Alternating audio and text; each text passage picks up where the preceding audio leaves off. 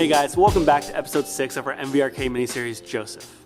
Last episode, we talked about Joseph and his ability to look past his worldly circumstances and see that no matter who was in authority over Joseph, and no matter the circumstances he was in, he was always able to do everything with serving God first in mind.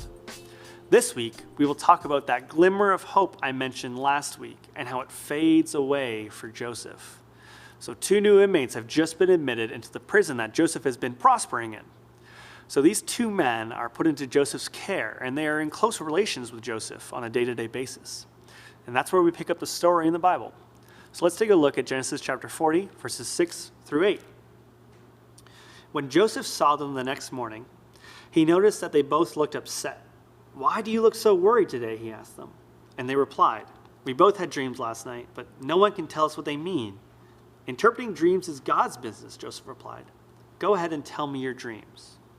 So before we get into the rest of the text, I want to stop and see how Joseph, after all of this time, after his family abandoned him and sold him, after years of slavery and possibly even years in prison, Joseph still knows and believes that even dreams belong to God.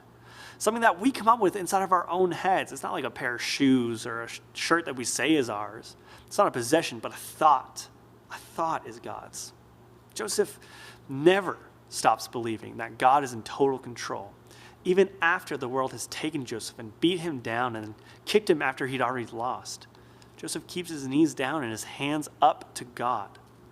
When you begin to realize that this world isn't true, that everything that you believe is truly yours isn't, and that it's God's, then God can do things in your life that seem horrible, that seem impossible to overcome, but are actually stepping stones to something beautiful and amazing, to a place that your life attests to God's goodness and power, and you become a light on a hill that cannot be ignored. And now, after knowing this, Joseph's story is about to change in this moment, not physically because he stays in prison, but God has begun Joseph's rise. So let's continue in Genesis chapter 40, verses 9 through 23. So the chief cupbearer told Joseph his dream first. "In my dream," he said, "I saw a grapevine in front of me. The vine had 3 branches that had began to bud and blossom. Soon it produced clusters of ripe grapes. I was holding Pharaoh's wine cup in my hand, so I took a cluster of grapes and squeezed the juice into the cup. Then I placed the cup in Pharaoh's hand." "This is what the dream means," Joseph said. "There are 3 branches that represent 3 days. Within 3 days, Pharaoh will lift you up and restore you to your position as his chief cupbearer. And please remember me and do me a favor when things go well for you. Mention me to Pharaoh so he might let me out of this place. For I was kidnapped from my homeland, the land of the Hebrews.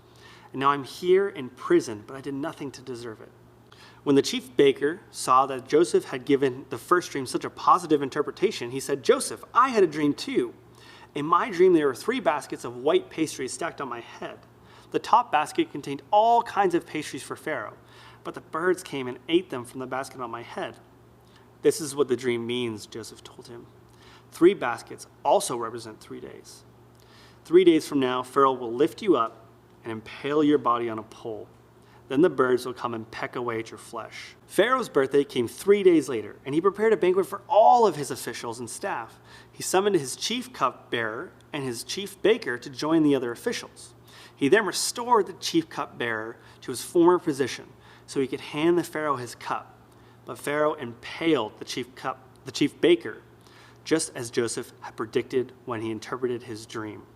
Pharaoh's chief cupbearer, however, forgot all about Joseph, never giving him another thought.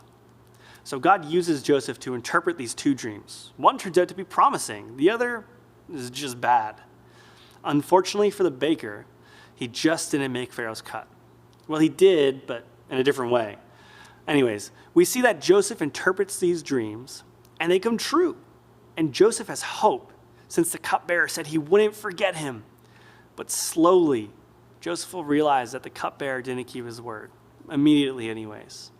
So Joseph's small glimmer of hope begins to fade away. But in the next episode, we'll begin to see the fruit of Joseph's pain and labor. I'll see you then.